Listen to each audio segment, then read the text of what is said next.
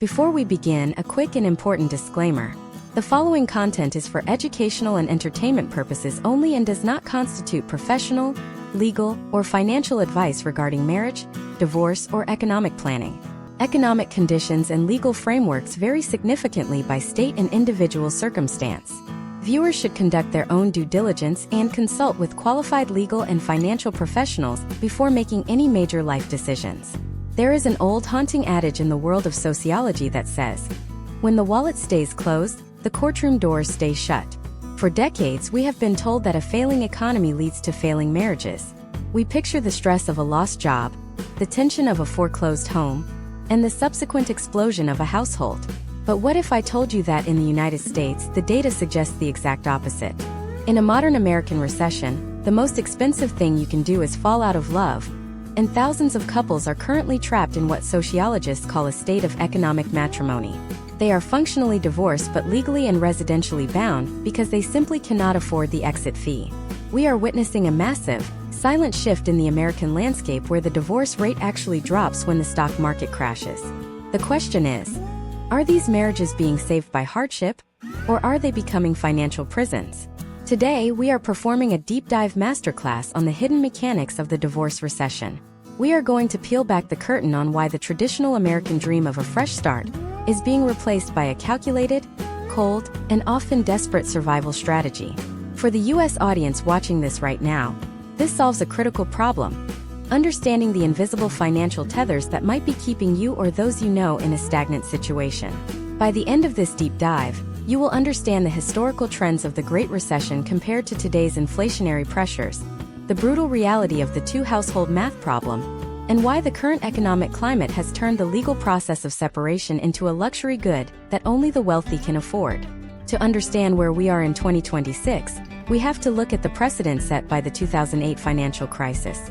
During that era, researchers observed a phenomenon that defied conventional wisdom. Logic suggests that when financial stress increases, domestic conflict rises, leading to more divorces.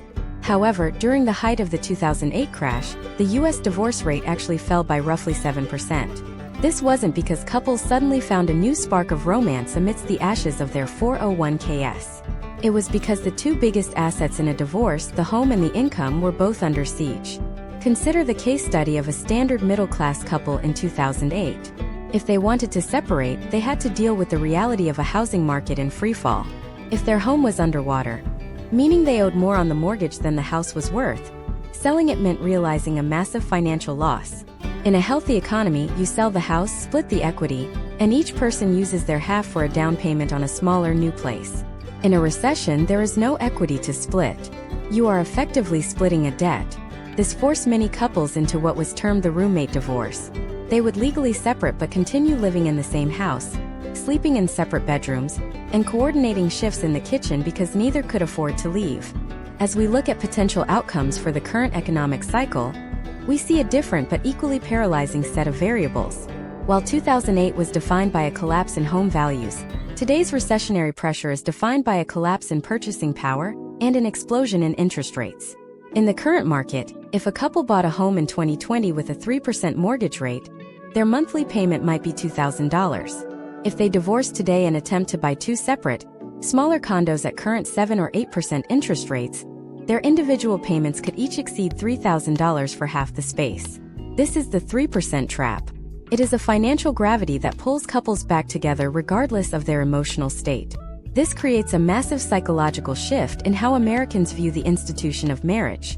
We are moving away from the expressive marriage of the late 20th century, where the primary goal was self-fulfillment and emotional compatibility, and moving back toward a companionate or even an institutional model based on economic stability. In this environment, the marriage certificate functions less like a romantic bond and more like a corporate merger. When you look at the historical trends, the cost of divorce isn't just the $10,000 to $15,000 in average legal fees. It is the permanent loss of the economies of scale. Think about the step-by-step breakdown of a household budget. In a single household unit, you have one internet bill, one heating bill, one trash collection fee, and one property tax assessment. The moment that unit splits, every single one of those costs is duplicated. For a family earning the median US income, this duplication is often the difference between a modest surplus and a permanent deficit. This is why we are seeing a rise in what legal experts call the strategic delay. Couples are now filing for divorce but including specific clauses to remain co-investors in their real estate for 5 to 10 years until market conditions improve. Furthermore, we have to examine the impact of the current labor market on these views. In a booming economy, the partner who may have put their career on hold to raise children feels a sense of security. They believe they can re-enter the workforce and achieve a livable wage quickly. In a recessionary environment, that confidence evaporates. The fear of being the last person hired and the first person fired during a round of layoffs acts as a powerful deterrent to seeking a divorce. This creates a power imbalance that can lead to long-term resentment. But for many, resentment is a more manageable outcome than poverty. We are also seeing a significant change in the legal industry itself. Law firms are reporting a shift in how clients approach the process. Instead of high-conflict litigation where every asset is fought over, more couples are opting for mediation and collaborative divorce models, not necessarily out of a sense of peace, but out of a sense of desperation. They realize that every hour spent arguing with a lawyer at $400 an hour is money being drained from an already shrinking pool of resources. The recession is effectively forced marching couples towards civil negotiation. But what does this mean for the future of the American family? If people are staying together purely for the sake of a mortgage rate, are we creating a generation of households built on a foundation of economic necessity rather than mutual respect? Historical data from previous downturns suggests that once the economy recovers, there is often a divorce spike, a massive surge in filings as the pent-up demand for separation is finally unleashed. This suggests that the decline in divorce during a recession is often just a delay, not a cure. In the coming sections of this deep dive, we will analyze the specific data points regarding child support and alimony adjustments during inflation, the rise of the prenuptial agreement as a standard tool for the middle class, and the hidden psychological toll of living in a frozen marriage. We are entering an era where the most important person in your divorce might not be your lawyer, but your financial planner. The landscape has changed, and understanding these shifts is the only way to navigate the complex intersection of the heart and the bank account. To understand why the American perspective on divorce is shifting so radically in 2026, we have to look at the death of the clean break. Historically, the goal of a divorce was a total severance of ties, financial, residential, and emotional. But as inflation remains stubborn and the cost of living in major U.S. hubs continues to outpace wage growth, the clean break has become a luxury that the average American family can no longer afford. We are entering the era of the subsidized separation. Imagine a couple living in a suburb of Atlanta named Sarah and Mark. In 2026, Sarah works in healthcare administration and Mark is a mid-level project manager. Together, they bring in a household income that allows for a comfortable life, a 4-bedroom home, 2 car payments, and the ability to save for their children's college funds.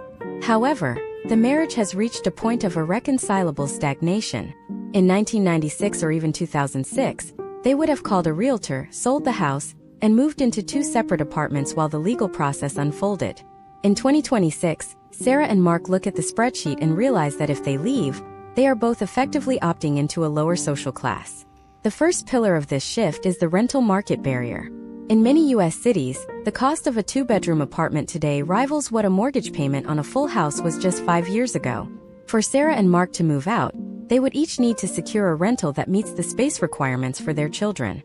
Between the security deposit, first and last month's rent, and the surging cost of utility connections, the upfront liquidity required to simply move out can exceed $15,000. In a recessionary environment where credit is tight and savings accounts have been depleted by the rising cost of groceries and fuel, that $15,000 represents a wall. This leads us to a fascinating and somewhat grim historical trend: the rise of the burdening divorce. This is a step-by-step arrangement where the children stay in the family home 100% of the time, and the parents rotate in and out. When it is Mark's week with the kids, he stays in the house while Sarah stays in a small, cheap studio apartment or with a relative. The next week they swap. While this sounds like a logistical nightmare, more American couples are viewing this as a viable potential outcome because it maintains the children's stability and keeps the primary mortgage, likely locked in at a historical low rate, active. They are choosing logistical chaos over financial ruin. Beyond the roof over their heads, we must address the debt trap. In the United States, marital debt is often shared, but in a recession, the weight of that debt becomes magnified. During the credit expansion of the early 2020s, many couples took on significant consumer debt, auto loans, solar panel installations, and high-interest credit cards. In a divorce, this debt must be allocated. However, if the couple separates, they lose the ability to pool their income to pay down these high-interest liabilities. Case studies from previous downturns show that credit scores for both parties often plummet within 12 months of a filing. In 2026, a ruined credit score isn't just a number. It is a barrier to housing, insurance, and even future employment. People are staying married not because they love their spouse, but because they love their 720 credit score. The psychological shift here is profound. We are seeing the emergence of the pragmatic partnership. In this model, the U.S. public is beginning to view marriage as a protective shell against the volatility of the outside world. It is the realization that two people living together can survive a 20% increase in energy costs, but one person living alone might be pushed into insolvency by that same increase. This is particularly evident among the younger demographic, specifically older Gen Z and younger millennials, who have reached marriage age during a period of extreme economic fluctuation. They are entering marriages with a much higher focus on financial compatibility than previous generations, and they are exiting them with much more hesitation. Consider the role of health insurance in the United States. For millions of Americans, their access to affordable healthcare is tied directly to their spouse's employer-sponsored plan. In a recession, as companies tighten their belts and the cost of COBRA coverage or private marketplace plans skyrockets, the fear of losing coverage becomes a primary driver in the decision to stay. If one spouse has a chronic health condition, the cost of a divorce isn't just legal fees. It's the potential for 6 figures in medical debt. This turns the marriage certificate into a literal life insurance policy. We also have to look at the concept of the social safety net or the lack thereof. In many European nations, a divorcee can rely on robust social housing or subsidized childcare to help bridge the gap. In the US, the safety net is often the family unit itself.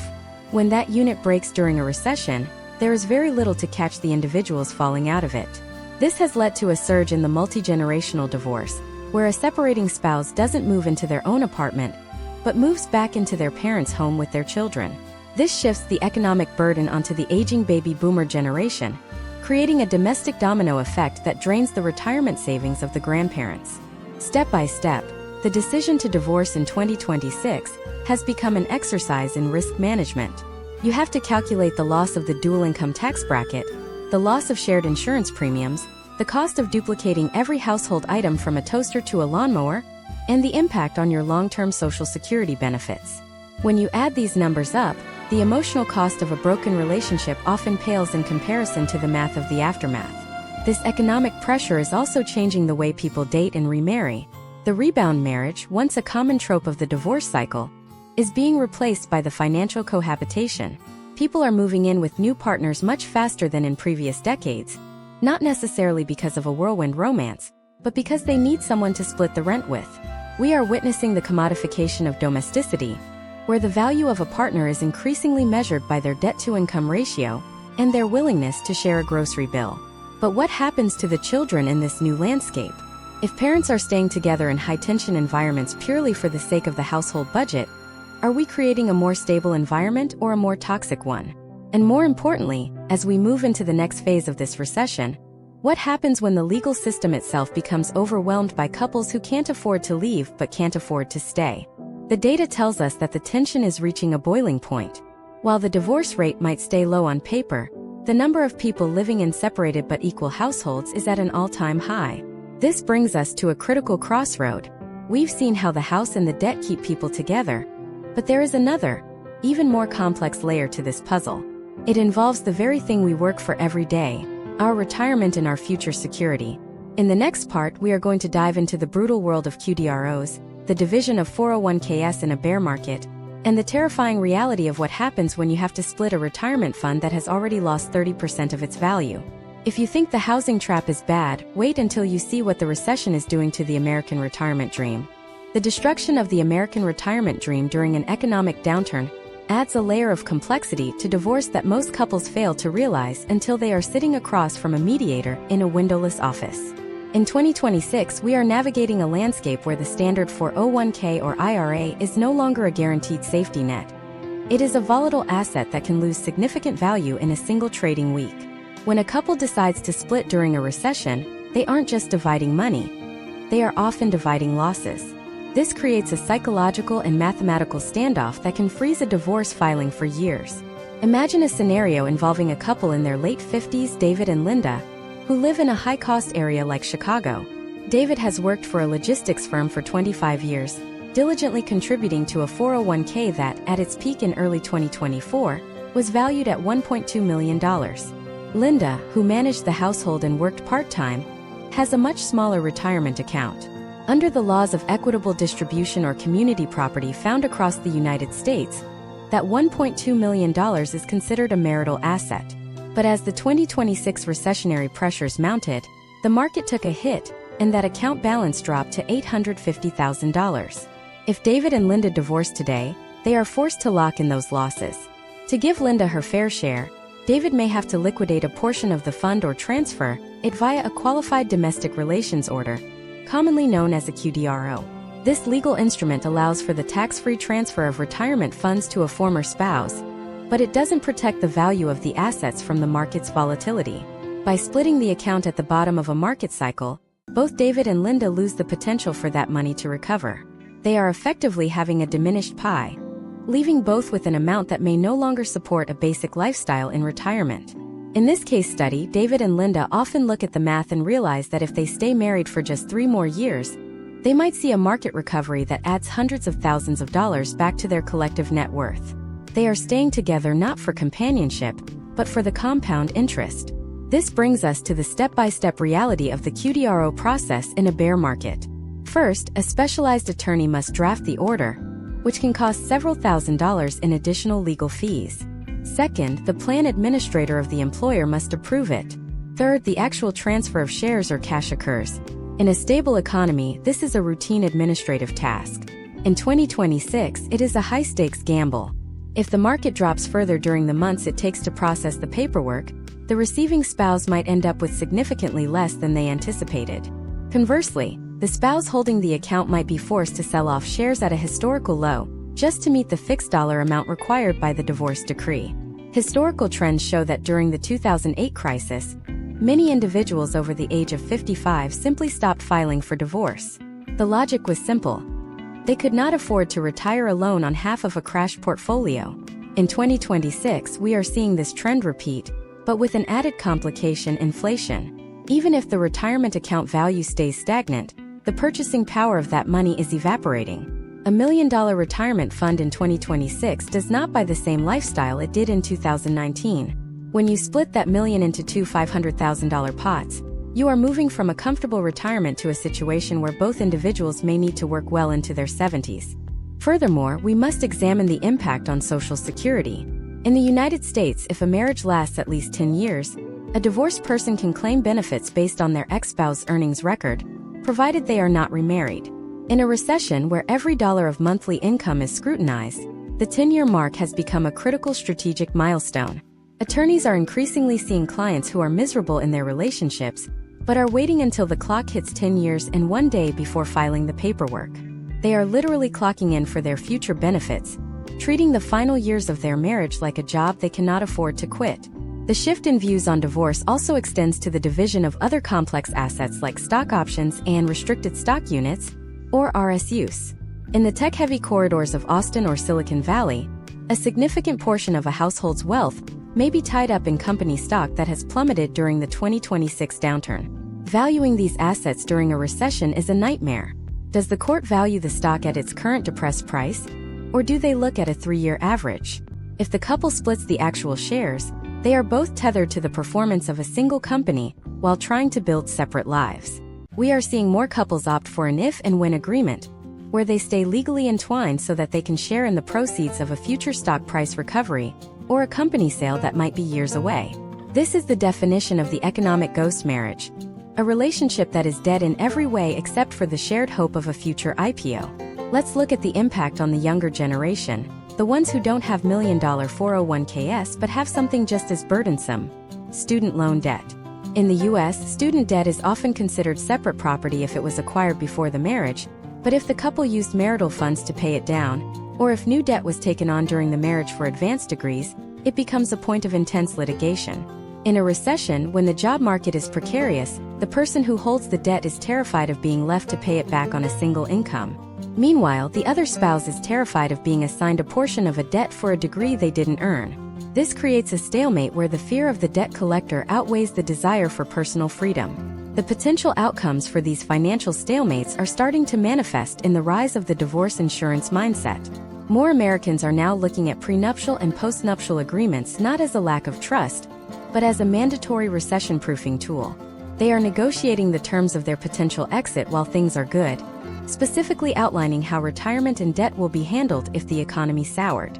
They are realizing that waiting until a recession hits to figure out the math is a recipe for disaster. But there is a darker side to this economic containment. When couples are forced to remain in the same home and share the same bank accounts due to market conditions, the domestic friction doesn't just stay at a simmer. It often boils over. We have to discuss the reality of what happens when the stress of a crashing portfolio meets the day-to-day reality of a broken home. Is the financial preservation worth the mental health toll? This leads us to a critical question about the legal system's ability to handle this new reality. As more couples find themselves in these complex, recession-driven financial webs, the courts are becoming a battlefield for a new kind of warfare. One where the weapons aren't just affidavits and testimonies, but spreadsheets, actuarial tables, and market forecasts. In the next part, we are going to look at the hidden cost of the legal battle itself. We will break down why a recession makes divorce lawyers more expensive, how the court backlogs in 2026 are reaching breaking points, and the rise of the DIY divorce that is leaving thousands of Americans in a legal minefield. If you thought the math of the retirement account was complicated, wait until you see how the legal system is profiting from the delay. The intersection of a stalling economy and a backlogged legal system has created a perfect storm for the American family court in 2026.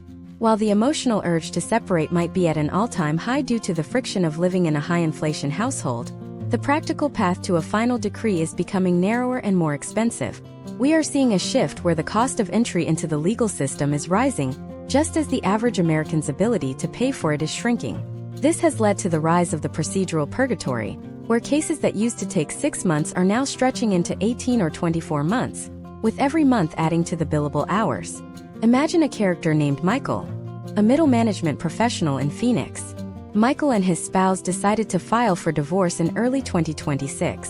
In a healthy economy, Michael might have expected to pay a $5,000 retainer to a family law attorney and see a resolution by the end of the year.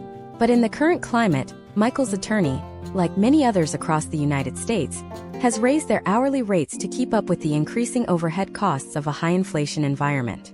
Furthermore, because of municipal budget cuts and a mass exodus of court clerks seeking higher-paying private sector jobs, the local family court is operating with a skeleton crew. Step by step, Michael's journey through the system becomes a case study in financial erosion. First, there is the filing delay. Because the courts are overwhelmed, it takes weeks just to get a hearing date for temporary orders. During these weeks, Michael and his spouse are in a legal limbo regarding who pays the mortgage, who keeps the car, and how child expenses are split. Without a court order, they are left to argue over every single transaction at the grocery store. Second, there is the discovery phase. In a recession, uncovering the true value of assets becomes more contentious. Michael's spouse might suspect he is hiding assets or devaluing his business interests to lower his potential support payments. This leads to the hiring of forensic accountants, whose fees in 2026 have skyrocketed, often starting at $10,000 just for a preliminary audit. Historical trends show that when money is tight, litigation becomes more aggressive, not less. When there is a surplus of resources, couples are more willing to compromise to get the process over with. When they are fighting over a shrinking pool of funds, every $100 becomes a battleground. This is the paradox of thrift in family law. By trying to save money, couples end up spending more on legal fees because they cannot agree on the division of their diminished assets. Michael finds himself 18 months into the process, having spent $30,000 in legal fees, only to be told that his trial date has been pushed back another 4 months because the judge is furloughed 1 day a week. This environment has given birth to the rise of the DIY divorce, which is perhaps the most dangerous potential outcome for the U.S. public in 2026. Desperate to avoid the legal fees that Michael is facing, thousands of Americans are turning to online document preparation services or attempting to navigate the filing process themselves. While this saves money up front, it often creates a legal minefield that explodes years later. Without professional guidance, These self-represented litigants often fail to properly address the division of pensions, the tax implications of selling a home, or the specific language required for an enforceable parenting plan. Consider the scenario of a couple that uses a basic online form to finalize their divorce in 2026 to save money.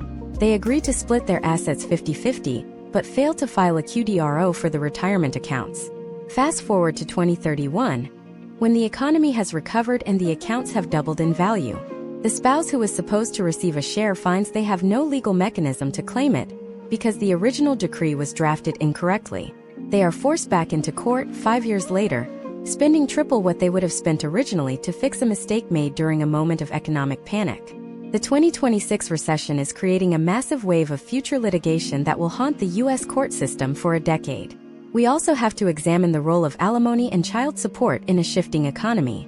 In the United States, these payments are typically based on the income of the parties at the time of the filing. But what happens in a recession when the high-earning spouse is laid off 3 months after the final decree is signed? The process for a modification of support is not automatic. It requires a new legal filing, a new round of fees, and a new wait for a court date. During that wait, the debt continues to accrue. We are seeing a rise in support arrears across the country, as the legal system's speed cannot keep pace with the volatility of the job market. This creates a cycle of poverty for the receiving spouse and a cycle of legal jeopardy for the paying spouse. Furthermore, the 2026 economic landscape has changed the view on the marital home as a bargaining chip. In previous decades, one spouse might give up their share of the retirement account to keep the house. Today, that is a high-risk strategy. With property taxes and insurance premiums in states like Florida, Texas, and California reaching record highs, many divorcees are finding that they can win the house in the divorce only to lose it to the bank 6 months later because they cannot afford the carrying costs on a single income. The goal is no longer to win the asset, the goal is to avoid the liability. The deep dive into the legal system reveals a hard truth. Divorce in a recession is becoming a tiered system. Those with significant liquidity can hire the best mediators and private judges to bypass the public court backlogs, effectively buying a faster exit. The middle class and the working poor are left to languish in a slow, expensive, and broken public system.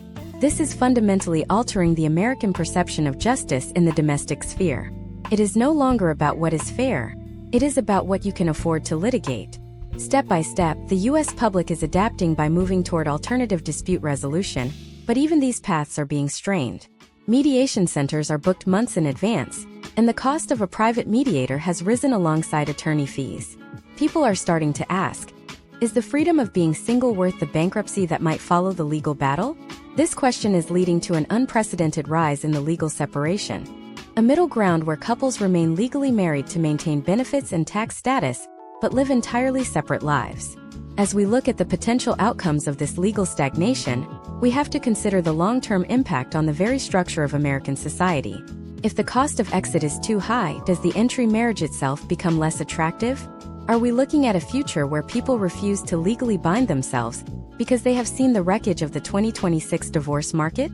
The legal battle is only one side of the coin. Behind every court filing and every spreadsheet is a human being dealing with a level of stress that is scientifically proven to shorten lifespans. In the next part, we are going to explore the psychological tax of the recession divorce. We will look at how the brain handles the dual trauma of a relationship ending and an economic collapse, the rise of the gray divorce in 2026, and why the most dangerous thing in your house might not be the lack of money, but the resentment that grows when you are forced to stay.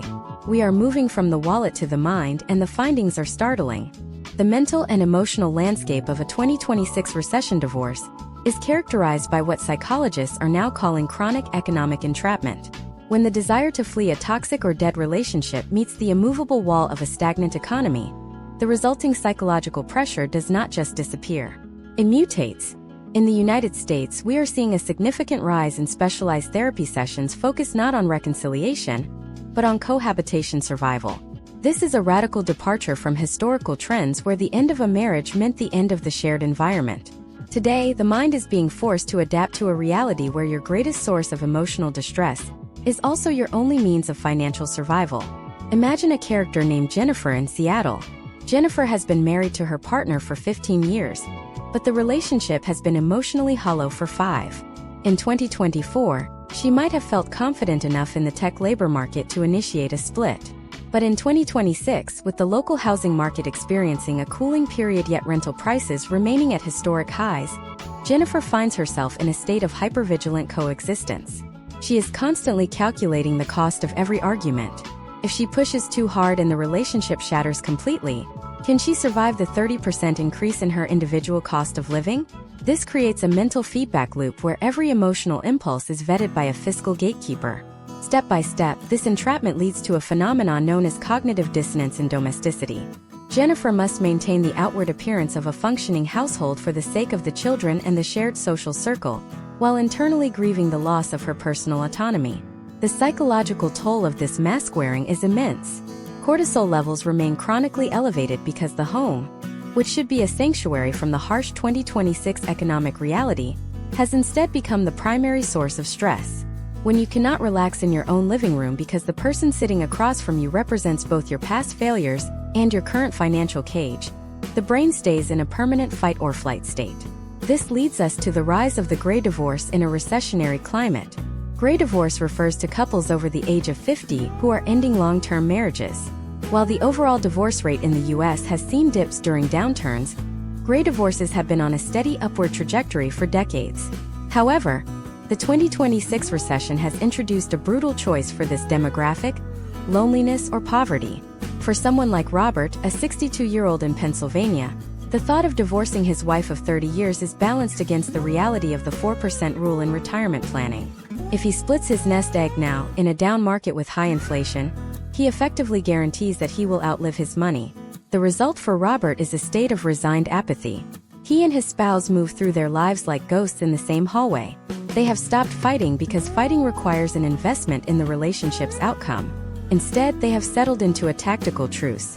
Historical trends suggest that this kind of long-term emotional suppression leads to higher rates of clinical depression and physical health decline, particularly in older men who lack the robust social networks often maintained by their female counterparts. The 2026 recession is not just shrinking bank accounts. It is shrinking the emotional capacity of an entire generation of seniors who feel they have missed their window for a fresh start. Furthermore, we must address the impact on child development in these economically frozen households. In previous eras, the advice given to unhappy parents was often that it is better to come from a broken home than to live in one. But in 2026, the broken home is unaffordable. Children are growing up in the tension of the roommate divorce, where parents are technically together but emotionally estranged. Step by step, these children observe a model of partnership based on cold utility, rather than affection or respect. They see their parents negotiating grocery bills like corporate entities. Case studies in developmental psychology suggest that this environment can lead to an increased anxiety in children regarding their own future financial and emotional security. They aren't just learning how to love, they are learning how to calculate the cost-benefit analysis of a partner. The psychological tax also manifests as a loss of identity. In the United States, your marital status and your economic standing are often two of the largest pillars of your self-image. When both are under threat simultaneously, it leads to a profound crisis of the self.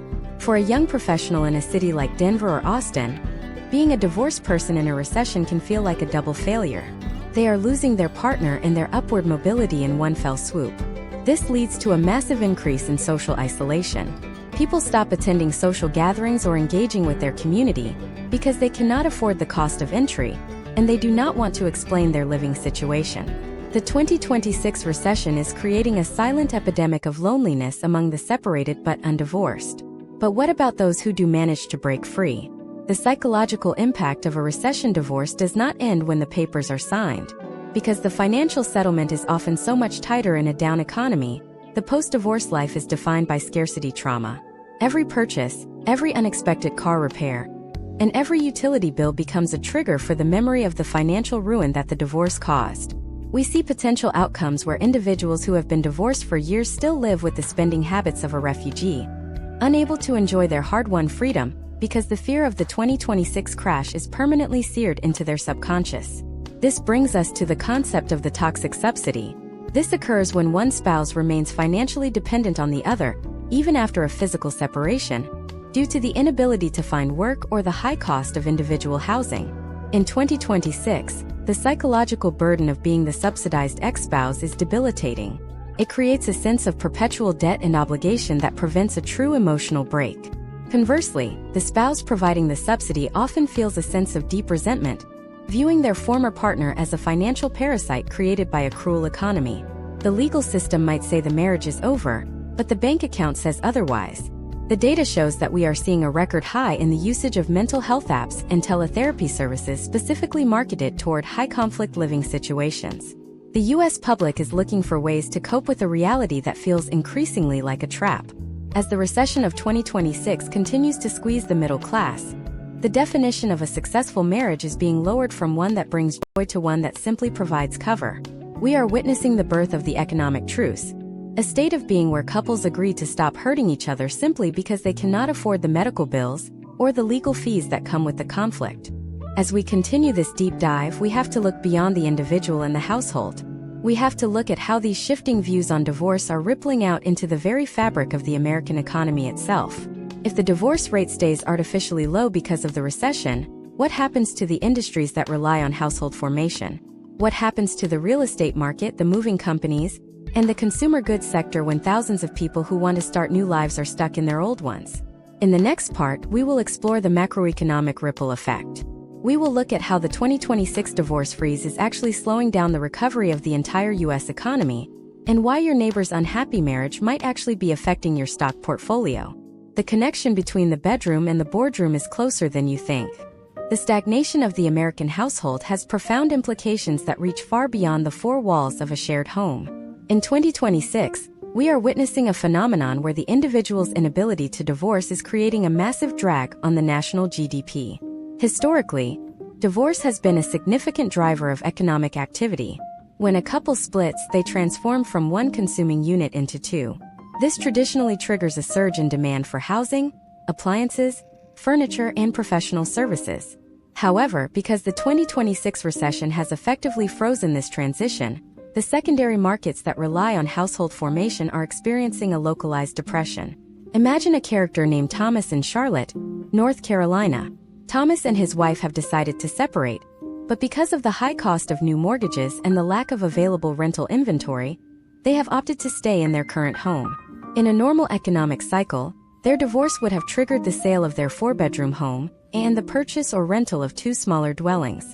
This single move would have generated commissions for real estate agents, fees for mortgage brokers, revenue for moving companies, and thousands of dollars in spending at home improvement stores as they both furnished new spaces.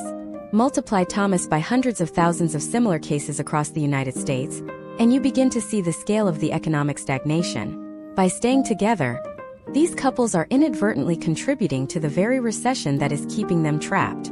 Step by step, we can trace the ripple effect of this divorce freeze into the retail sector. Case studies from previous periods of low mobility show that when household formation stalls, the sales of durable goods, refrigerators, washing machines, and televisions plummet. A couple in a stagnant marriage is unlikely to invest in a kitchen remodel or a new living room set because they don't know who will own the house in 12 months. They are in a state of consumption paralysis. They spend only on the essentials, waiting for a market shift that allows them to liquidate their assets. This lack of discretionary spending in the domestic sphere ripples through the supply chain, affecting everything from manufacturing jobs in the Midwest to shipping logistics at the ports. Furthermore, we must analyze the labor mobility crisis created by these trapped marriages. In a dynamic economy, workers are often willing to move across state lines for better employment opportunities. However, in 2026, if a worker is part of a marriage that is held together by a shared mortgage or a joint debt load, they are significantly less likely to relocate. If Thomas gets a job offer in Austin that pays 20% more, but moving would require him to force the sale of his family home at a loss or trigger a complex legal battle over child relocation during a recession, he will likely decline the offer. This prevents the efficient allocation of labor, keeping talent locked in struggling regions while growth sectors in other parts of the country remain understaffed. The U.S. public's character is becoming geographically static, which historically slows down the pace of economic recovery. The 2026 recession has also highlighted the specific vulnerability of the service economy. Divorce usually funnels money into the pockets of mediators, therapists, stylists, and even the travel industry as newly single individuals seek to redefine their identities. When the divorce rate artificially dips due to economic fear, these industries lose a reliable stream of revenue. We are seeing a shift where the wedding industry is being scrutinized as a high-risk investment, while the divorce-adjacent service market is pivoting toward lower-cost, subscription-based models for people who are separated but cohabitating. Consider the impact on the credit market. In the United States, married couples often have higher credit limits and better borrowing terms due to dual incomes. When a recession hits and a couple wants to split, banks become extremely hesitant to extend new credit to individuals who are moving from a dual-income household to a single-income one. This creates a credit crunch at the individual level. Potential outcomes include a rise in subprime lending for divorcees or, more commonly, individuals remaining in unhappy marriages simply to maintain access to a joint credit line that covers emergency expenses. The marriage certificate has essentially become a credit enhancement tool. Historical trends during the Great Depression and the 2008 crisis show that this kind of economic bundling is a double-edged sword. While it prevents individual bankruptcy in the short term by pooling resources, it creates a long-term drag on productivity. A person who is mentally and emotionally exhausted by a high-conflict cohabitation is statistically less productive at work.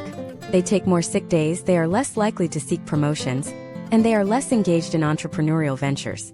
The mental fog of a recession divorce doesn't just stay at home. It follows the U.S. worker into the office, the factory, and the boardroom. This leads us to the concept of the shadow inventory of divorce. Just as the housing market sometimes has a shadow inventory of homes that are held off the market by banks, the U.S. social landscape in 2026 has a shadow inventory of marriages that are functionally over but legally intact. When the economy eventually begins to show signs of a robust recovery, we should anticipate a massive, sudden spike in divorce filings. This surge will likely overwhelm the legal and real estate systems, creating a secondary economic shock. Real estate experts are already looking at 2026 data to predict when this bubble might burst, as thousands of homes hit the market simultaneously when couples finally feel they have the financial headroom to leave. We also have to look at the tax implications at the federal and state levels. Married filing jointly remains one of the most significant tax advantages for American families. In a recession where every tax credit counts, the financial penalty of moving to a single filing status is a powerful deterrent. For a family in a high-tax state like New York or California, the loss of certain deductions upon divorce can mean a net loss of thousands of dollars in annual disposable income. This turns the Internal Revenue Code into an accidental marriage counseling manual, where the advice is always to stay together for the sake of the refund. Step by step, the 2026 economic environment is forcing a total reevaluation of what it means to be a household in the United States. We are seeing the rise of the micro-community, where divorced or separating couples bring in third-party roommates, or even other separating families to share a single large property. This is a radical departure from the traditional American nuclear family model, and is a direct response to the housing and divorce crisis. These new living arrangements are creating a whole new set of legal and economic questions regarding property rights and liability that the 2026 legal system is not yet prepared to answer. As the macroeconomic ripple effect continues to expand, it raises a haunting question about the nature of the American dream. If the dream was built on the idea of individual freedom and the ability to reinvent oneself, what happens when that dream is held hostage by a 7% interest rate and a stagnant 401k? Are we becoming a nation of economic captives? The connection between our private lives and the national economy is a two-way street. While the economy is preventing people from leaving their marriages, the fact that they are staying is, in turn, preventing the economy from finding its footing. But there is another factor that is often overlooked in this equation, one that is changing the way we view the very beginning of the end. We've talked about the legal system, the psychology, and the macroeconomics. Now, we need to talk about the rise of the digital divorce and the role of artificial intelligence in 2026. Is technology the escape hatch for the middle class? Or is it just making the process of separation colder and more calculated? In the next part, we dive into how Silicon Valley is trying to disrupt the divorce industry and why your next mediator might not be a human at all. The digital landscape of 2026 has introduced a transformative, albeit controversial, layer to the American divorce experience: the rise of algorithmic mediation and the automation of the marital exit. As the recession has made traditional $500 an hour attorneys an impossibility for the average U.S. household, Silicon Valley has stepped in to fill the void with AI-driven platforms designed to streamline the dissolution of marriage. This shift is fundamentally changing the U.S. public's view of divorce from a high-drama courtroom battle to a clinical data entry task. We are moving toward a reality where the emotional complexities of a breakup are being distilled into a series of Boolean variables and probability models. Imagine a character named Kevin in San Jose. Kevin and his partner have reached a breaking point, but their savings have been decimated by the tech sector's recent contraction and the rising cost of their variable rate debt. They cannot afford the $30,000 retainer that a top-tier firm demands in 2026. Instead, they log into a platform that uses large language models trained on 20 years of California family law precedents. Step by step, the AI prompts them to upload their bank statements, tax returns, and property valuations. The system doesn't care about the emotional infidelity or the years of neglect. It only cares about the mathematical optimization of their remaining assets. The first major shift here is the depersonalization of conflict. In a traditional setting, a lawyer might inflame tensions to increase billable hours or protect a client's emotional interests. In the 2026 digital model, the AI functions as a neutral, albeit cold, arbiter. It presents potential outcomes based on historical trends of local judges. For Kevin, seeing a databack prediction that a judge would likely rule for a 50-50 split of his remaining RSU units removes the incentive to fight. The technology acts as a cooling agent on the friction of the recession. It forces couples to confront the fiscal reality of their situation without the filter of ego. This has led to a rise in what we call the spreadsheet separation, where the finality of the data overrides the heat of the argument. However, the 2026 digital divorce surge brings with it a unique set of risks that the U.S. public is only beginning to understand. While these platforms are marketed as efficient alternatives, they lack the nuance of human judgment in a volatile economy. For instance, an algorithm might struggle to value a small business that is currently experiencing a temporary recessionary dip, but has high long-term potential. If the AI suggests a settlement based on today's depressed valuation, one spouse might be inadvertently signing away millions in future wealth. Case studies are already emerging of individuals who used automated services in early 2025 and are now finding that their fixed-income child support agreements are impossible to maintain in the 2026 inflationary environment because the AI did not build in a cost-of-living adjustment. Furthermore, we must examine the role of surveillance in the 2026 divorce. With the ubiquity of shared smart home devices, connected vehicles, and integrated financial apps, the digital footprint of a marriage is massive. In a recession where every penny is scrutinized, forensic AI tools are being used by spouses to track financial infidelity. These tools can scan years of Venmo transactions, credit card swipes, and location data to find hidden accounts or undisclosed spending. This has created a new level of domestic paranoia. People are entering the divorce process knowing that their entire history of spending, every secret Starbucks run or undisclosed hobby, is a searchable database. The view of divorce has shifted from a he said she said to a data said data verified reality. The automation of divorce is also impacting the legal profession itself. Middle-tier law firms that used to survive on the volume of standard middle-class divorces are being hollowed out. They are caught between high-end boutique firms that cater to the ultra-wealthy and the low-cost AI platforms that serve everyone else. This is leading to a two-tier justice system in the United States. If you are wealthy in 2026, you get a human being who understands the nuances of tax law and emotional leverage. If you are middle class, you get an interface with a chatbot that processes your life like a tax return. This digital divide is fundamentally altering the perception of fairness in American family law. Consider the step-by-step evolution of the DIY model. It started with simple PDF forms in the early 2010s, moved to guided websites in the 2020s, and has now reached the era of the virtual mediator. In 2026, couples can put on a VR headset and sit in a simulated conference room with an AI-generated mediator that uses sentiment analysis to detect when one party is becoming too agitated. The system can pause the session, suggest a breathing exercise, or present a compromise based on the exact moment the tension peaked. For the U.S. public, this offers a sense of control and privacy that a crowded courthouse cannot provide. It allows a couple to end their marriage from their separate sofas, avoiding the public shame that many still associate with the courtroom steps. But there is a darker potential outcome to this technological shift: the loss of finality.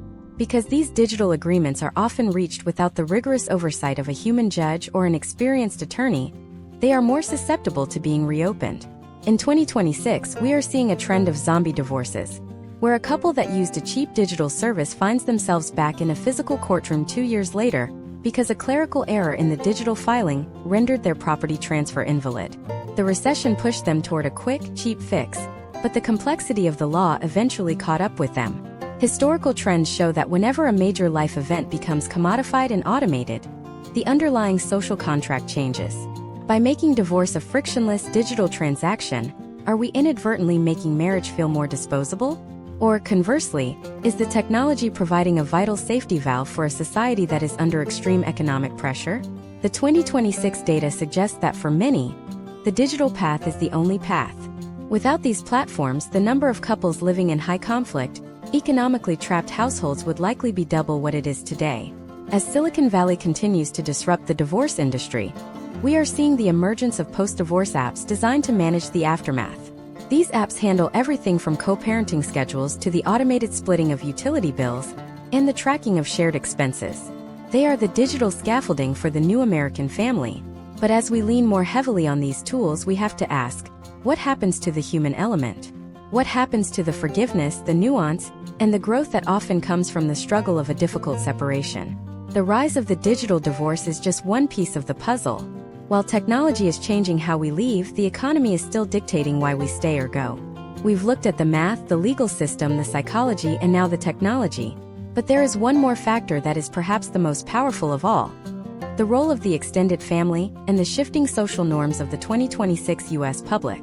In the next part, we are going to explore the return of the clan. We will look at how the 2026 recession is forcing divorced individuals back into multi-generational living, the rise of divorce communes, and why the nuclear family might be the biggest casualty of this economic cycle. The individualist dream is dying, and a new, more tribal reality is taking its place. The collapse of the traditional nuclear family structure in 2026 is not just a social evolution. It is a defensive maneuver against a brutal economic climate. For nearly a century, the American ideal has been the self-contained household. Two parents, their children, and a white picket fence that served as a boundary between them and the rest of the world. But in 2026, that fence has become a liability. The high cost of maintaining a single-family home during a period of sustained inflation and high interest rates has led to the return of the clan. We are seeing a massive shift in how the U.S. public views post-divorce life, moving away from solitary independence and toward communal interdependence. Imagine a character named Elena in Denver. In 2022, if Elena had divorced, she would have sought a two-bedroom apartment for herself and her daughter. In 2026, the rent for that apartment has nearly doubled, while her wages as a graphic designer have stagnated. Facing the prospect of spending 60% of her take-home pay on housing alone, Elena does something that would have been considered a failure a generation ago. She moves back into her parents' basement. But she is not alone. Her brother, also recently separated, is in the guest room. This is the multi-generational divorce hub. It is a survival strategy where the elderly parents provide the housing and childcare, while the adult children provide the labor and supplemental income to keep the household afloat.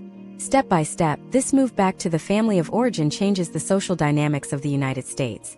Historical trends from the early 20th century show that multi-generational living was the norm, not the exception.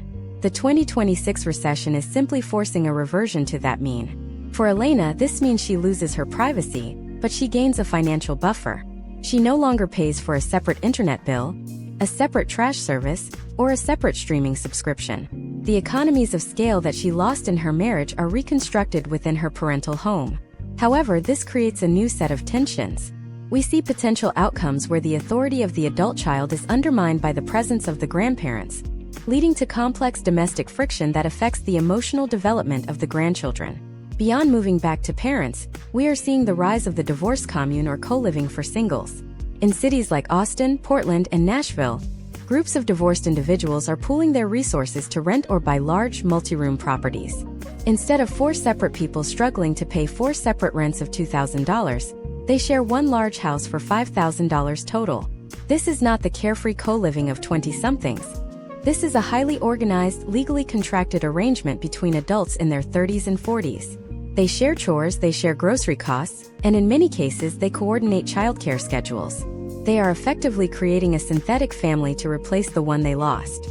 Case studies of these communes show that they are surprisingly resilient in a recession. When one member loses their job, the others can temporarily cover the gap, preventing the sudden homelessness that often follows a single-person household's job loss.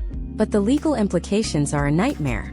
In the U.S., zoning laws in many suburban areas still strictly define what constitutes a family, often limiting the number of unrelated adults who can live in a single dwelling. In 2026, we are seeing a wave of legal challenges to these archaic laws, as the necessity of communal living clashes with mid-century urban planning.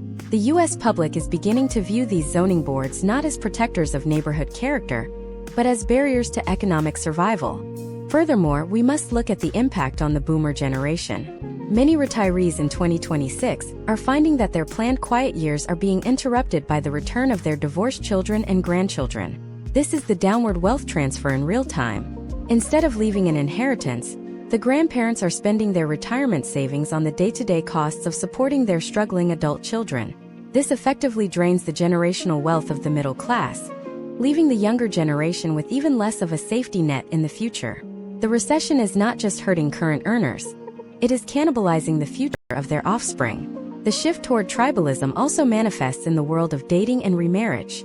In a healthy economy, a divorced person might look for a partner based on shared interests or physical attraction. In 2026, the search criteria have shifted toward financial compatibility and asset integration. People are looking for partners who bring a low debt-to-income ratio or, better yet, a locked-in low mortgage rate. We are seeing the rise of the merger marriage, where two divorced parents with children decide to move in together and wed almost exclusively to combine their child tax credits and split their housing costs. It is a pragmatic, almost Victorian approach to romance. This new tribal reality is also changing the landscape of American consumerism. Brands that once targeted the single divorcee, with luxury goods and self-care packages, are pivoting. They are now targeting the shared household. Bulk buying clubs like Costco and Sam's Club are seeing a surge in memberships from urban areas as communal households seek to drive down the per-unit cost of survival. The individualist dream of having it all on your own is being replaced by the communal reality of getting by together. Step by step, the psychological view of divorce is being destigmatized by the sheer volume of people in the same situation. When everyone in your social circle is either living with their parents or sharing a house with 3 other adults, the shame of a failed marriage evaporates, replaced by the shared trauma of a failed economy. The U.S. public's character is becoming more collective. We are seeing a return to neighborhood-level bartering and mutual aid societies. If you are a divorced dad in 2026 who is a mechanic, you fix your neighbor's car in exchange for them watching your kids while you work overtime. This is the informal divorce economy, and it is the only thing keeping millions of Americans from the poverty line. However, there is a risk to this return to the clan. When we rely so heavily on our immediate social and familial circles, we tend to become more insulated. The broad, diverse social interactions that characterized American life in the late 20th century are being replaced by tight-knit, echo chamber tribes. This can lead to increased social polarization. If your entire survival depends on your specific clan, you are less likely to engage with or support the broader community. The 2026 recession is making us more resilient as families, but perhaps more fractured as a nation. As the nuclear family fades as the primary unit of American life, we have to ask what comes next. If we are no longer defined by our independent households, what happens to our sense of self? And more importantly, how are the corporations and the government responding to this shift? Are they going to support this new communal reality, or are they going to find new ways to extract value from it? We have explored the financial trap, the legal backlog, the psychological toll, and the communal shift. But there is one final piece to this deep dive that ties everything together. It is the role of the state. In 2026, the government is beginning to realize that the divorce freeze is a massive tax and social problem. New policies are being debated in Washington that could either save the American family or finish it off entirely. In the next part, we are going to look at the policy wars. We will dive into the proposed separation credits, the battle over child support reform, and the controversial marriage preservation subsidies that some states are actually trying to implement. You won't believe how far the government is willing to go to keep you from checking out. The shifting landscape of American domesticity has forced the hand of policymakers in Washington and state capitals across the country. By 2026, the economic reality of the divorce freeze has become a matter of national security and fiscal stability. If the U.S. public cannot afford to separate, the resulting stagnation in housing and labor mobility creates a permanent anchor on the GDP. In response, we are seeing the emergence of the state as a third party in the American marriage. The government is no longer just a passive issuer of licenses. It is becoming an active participant in the negotiation of marital longevity and dissolution through a series of unprecedented and controversial legislative experiments. Imagine a character named Marcus in Ohio. Marcus and his spouse have reached a point of total emotional detachment, but they are terrified of the financial cliff that divorce represents in 2026. Under a new experimental state pilot program, Marcus is offered what is called a marriage preservation subsidy. This is not a counseling voucher. It is a direct tax credit or utility subsidy designed to offset the increased costs of a dual household if the couple agrees to attend mandatory mediation and stay legally bound for an additional 24 months. The state's logic is cold. It is cheaper to subsidize a struggling marriage than it is to deal with the social fallout of two bankrupt individuals and the potential for state-funded child support. Step by step, these policies are creating a new form of social engineering. Historically, the government used tax breaks to encourage marriage. In 2026, they are using subsidies to prevent the messy, expensive aftermath of divorce. For Marcus, this creates a bizarre moral and financial dilemma. Does he stay in a miserable situation to keep the $500 monthly energy credit, or does he forfeit the subsidy and embrace the financial ruin of singlehood? This is the birth of the government-sponsored roommate. The U.S. public is being incentivized to prioritize the balance sheet over the heart, turning the household into a subsidized administrative unit. Beyond these subsidies, we must look at the proposed federal separation credits. In 2026, there is a growing movement in Congress to introduce a one-time tax credit for individuals moving from a joint household to a single one, specifically to cover the astronomical costs of security deposits and moving expenses. The proponents of this bill argue that by lowering the barrier to exit, the government can jumpstart the dormant housing market and increase labor flexibility. However, the opposition argues that this is effectively a government-funded divorce program. The debate has become a central pillar of the 2026 political cycle, with the U.S. public deeply divided on whether the state should be helping people leave or forcing them to stay. Case studies from international markets that have attempted similar social interventions show mixed potential outcomes. In some Scandinavian models, high social safety nets allow for a fluid divorce rate that doesn't tank the economy. In the U.S., the lack of such a net means that any government intervention is viewed through a lens of extreme skepticism. For instance, a controversial proposal in Florida seeks to reform child support guidelines to account for the 2026 inflation rate by creating a sliding scale that adjusts monthly. While this sounds fair in theory, in practice it creates a legal nightmare where support amounts could change every quarter based on the Consumer Price Index. This leads to constant litigation, keeping the court system in a state of perpetual motion and the parents in a state of perpetual conflict. Furthermore, we must address the rise of the divorce surcharge. In some heavily backlogged jurisdictions, local governments are considering an additional fee on contested divorces that involve significant assets.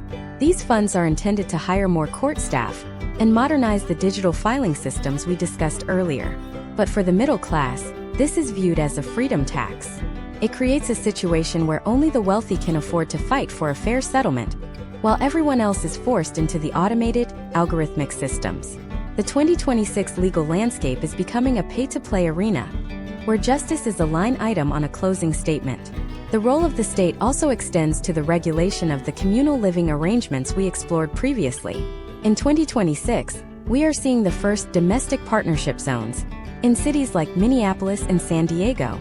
These are areas where zoning laws have been suspended to allow for divorce communes and multifamily cohabitation. The government is essentially admitting that the single-family home model is broken for a large portion of the population. By creating these zones, they are attempting to contain the social fallout of the recession and provide a legal framework for the return of the clan. Consider the impact on the labor market. The Department of Labor is currently reviewing the Portability of Benefits Act, which would allow a divorced individual to keep their spouse's health insurance for up to 5 years post-divorce, subsidized by a federal pool. This would remove one of the largest shackles keeping unhappy couples together. If health insurance is no longer tied to the marriage, the divorce rate could see a sudden, sharp increase, which real estate developers are watching with predatory interest. They see the end of the divorce freeze as the catalyst for the next housing boom. Step by step, the U.S. public is becoming more dependent on these state-level interventions. We are seeing a shift in the character of the American citizen. From the rugged individualist who handles their own family affairs to a ward of a system that manages domestic stability. This has profound implications for the 2026 elections. Candidates are no longer just talking about foreign policy or trade. They are talking about domestic liquidity and household dissolution rights. Marriage has moved from the altar to the floor of the Senate. However, there is a dark side to this government involvement. When the state provides subsidies to keep people together or credits to help them split, it gains a level of data access that is unprecedented. To qualify for the 2026 marriage preservation subsidy, couples often have to submit to state-monitored mediation and financial audits. This gives the government a granular look into the private lives and spending habits of millions of citizens. We are trading our domestic privacy for economic survival. The shadow inventory of divorce is being mapped out by government databases, creating a predictable model of social behavior that can be manipulated for political gain. As we look at these policy wars, we see a nation at a crossroads. The U.S. is trying to legislate its way out of a crisis of the heart that was caused by a crisis of the wallet. But can a tax credit ever truly replace a stable home? Or is the government just putting a band-aid on a gushing wound? We have covered the financial, legal, psychological, technological, and communal layers of this deep dive. We have seen how the 2026 recession has rewritten the rules of the American household. But there is one final overarching question that remains. After the subsidies are spent, the AI has mediated the assets, and the communal houses are filled. What is the long-term legacy of this era? What does happily ever after look like in a post-recession world? In the final part of this masterclass, we are going to look at the Great Reset. We will explore the emerging new marriage contract, the future of the American family unit in 2030 and beyond, and the one thing that no recession can ever truly destroy. The conclusion of this journey will change the way you look at every relationship in your life. The Great Reset of the American family is not merely a consequence of the 2026 recession. It is a fundamental restructuring of the social contract. As we look toward the year 2030 and beyond, the potential outcomes for the U.S. public suggest that the era of the disposable marriage is being replaced by the era of the strategic alliance. We are moving away from a model of romance that ignores the ledger and moving toward a new marriage contract that is explicitly designed to withstand the shocks of global economic volatility. This is the birth of the resilient household, a unit that views marriage not just as a bond of affection, but as a critical infrastructure for economic survival in an increasingly unpredictable world. Imagine a character named Chloe in Columbus, Ohio, entering her first marriage in late 2026. Unlike her parents, who viewed their marriage through the lens of emotional fulfillment and the accumulation of suburban status symbols, Chloe and her partner are approaching their union with the sober precision of a business merger. They have spent months discussing their individual debt-to-income ratios, their shared tolerance for market risk, and their contingency plans for a potential job loss. This is not because they lack passion, but because they have seen the wreckage of the previous years. They understand that in 2026, the greatest threat to love is not infidelity, but insolvency. Step by step, the new marriage contract is manifesting in the widespread adoption of the lifestyle prenup. Historically, prenuptial agreements were seen as the domain of the ultra-wealthy or the cynical. In 2026, they are becoming a standard middle-class tool for recession-proofing a life. These agreements now go far beyond the division of premarital assets. They include clauses for how the household will adjust spending during a downturn, who is responsible for the mortgage if interest rates spike, and even pre-negotiated terms for a mediated separation to avoid the legal backlogs we explored earlier.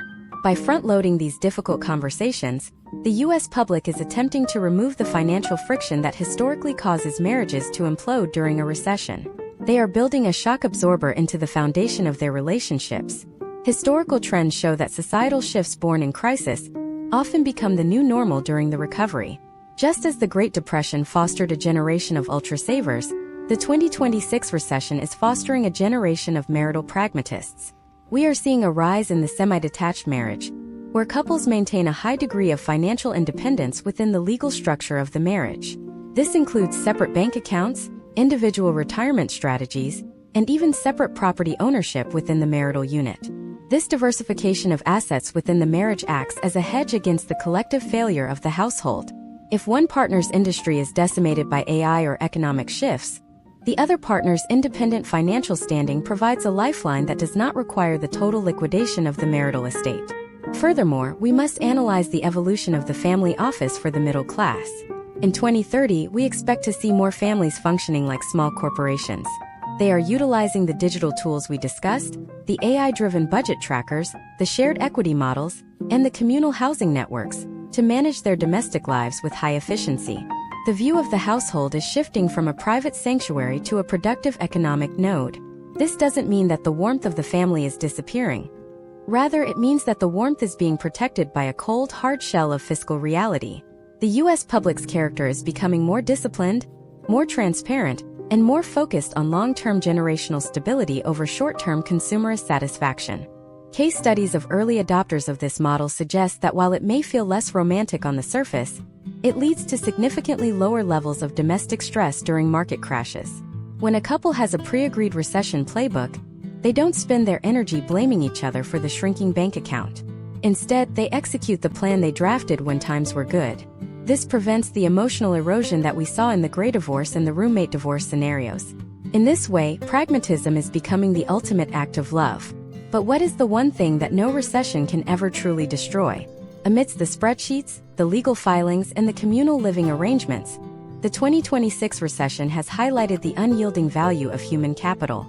In an era where assets can vanish overnight and currencies can fluctuate wildly, the most stable investment remains the person standing next to you. The recession has stripped away the superficial layers of the American marriage, the lifestyle competition, the excessive consumption, and the illusion of permanent ease, and left behind the core essence of the partnership. Two people committed to helping each other navigate a difficult world. This is the ultimate potential outcome of the Great Reset. We are rediscovering that the true wealth of a nation is found in the resilience of its smallest units. As we look to 2030, the American family unit will likely be more diverse in its structure than ever before. We will see the continued presence of multi-generational clans, the permanence of the divorced commune, and the rise of the strategically bonded couple. The definition of a successful marriage will no longer be measured by its duration alone, but by its ability to provide security and growth for all its members, regardless of the economic climate outside the door.